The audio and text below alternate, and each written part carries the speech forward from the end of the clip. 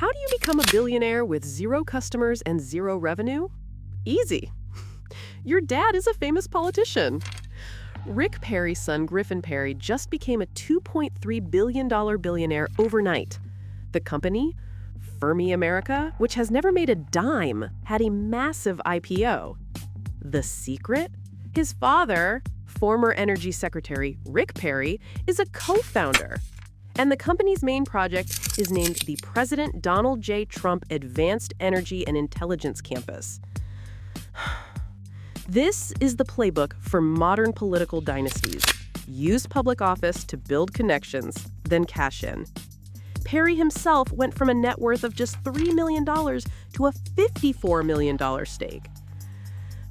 This isn't an investment.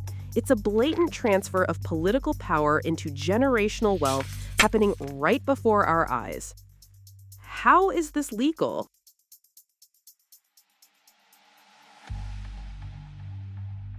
The world's most famous billionaire boogeyman is now in the crosshairs of the U.S. government. Donald Trump has officially targeted 95-year-old George Soros for prosecution, threatening to unleash the full power of the state on his multi-billion-dollar Open Society foundations.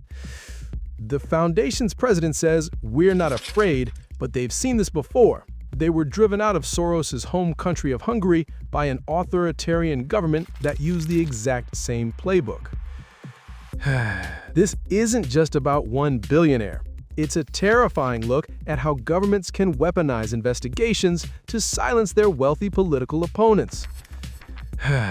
It's a global pattern, from Hungary to the US, where philanthropic dynasties become public enemy number one.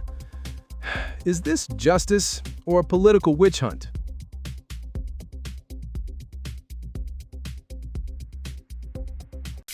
The Winklevoss twins, famous for losing Facebook, are now trying to win America for MAGA using crypto.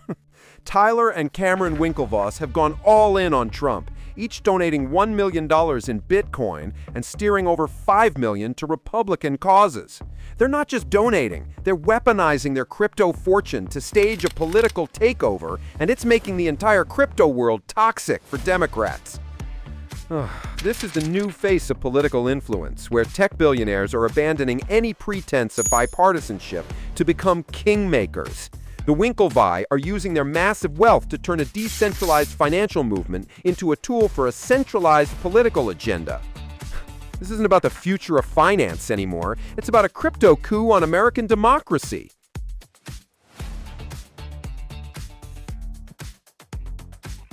How do you steal $4.5 billion? Use a sovereign wealth fund, a network of shell companies, and the world's biggest banks. The 1MDB scandal in Malaysia is an apocalypse of corruption. Investigators say $4.5 billion was systematically siphoned from a state-run fund meant to benefit the public. The money flowed through a complex web of fraudulent shell companies, offshore accounts, and complicit global banks. Goldman Sachs has already paid $2.9 billion in fines for its role.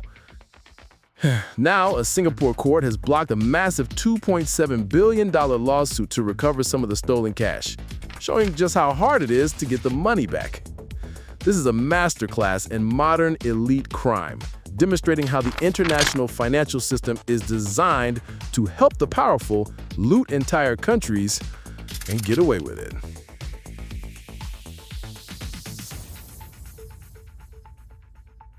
Forget the mafia. The most powerful crime families in America might be running your local government.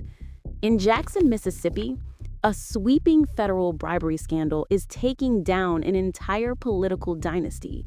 Former Mayor Chokwe Antar Lumumba, along with the local district attorney and an ex-councilman, are facing trial for what prosecutors describe as a massive corruption scheme. This case reveals how deeply entrenched political families can capture an entire city, operating with impunity and turning public service into a family-run criminal enterprise. They don't just control elections, they control everything. This isn't just a few bad apples, it's a systematic rot at the heart of local government, where dynastic power and corruption go hand in hand. How many other cities are run like a mob movie?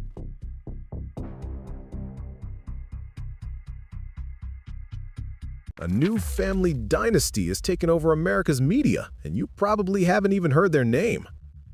Forget the Murdochs. Tech billionaire Larry Ellison and his Hollywood producer's son David are quietly building a new media empire that is shaking up the world. The Oracle founder and his son, who runs Skydance Media, are consolidating power across both technology and entertainment, giving them unprecedented control over the information you consume and the movies you watch. This is the 21st century version of a media monopoly, where a single family's influence stretches from Silicon Valley to the Hollywood Hills. It's a systematic approach to controlling not just the code that runs our lives, but the stories that shape our minds. When one family controls both the tech and the narrative, what happens to the truth?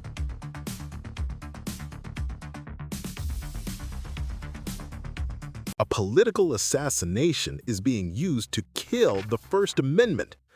The recent murder of conservative activist Charlie Kirk is being weaponized in a terrifying way. In Arizona, conservative groups are now using his death as an argument in the Supreme Court to strike down a dark money ban. Their logic? Political donors need to remain anonymous to protect themselves from violence. This is a chilling move to exploit a tragedy to make our political system even less transparent. It's an attempt to create a world where billionaires can secretly pour unlimited money into elections without any public accountability.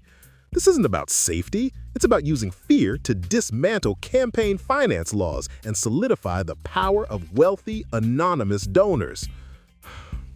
Is this the end of political transparency?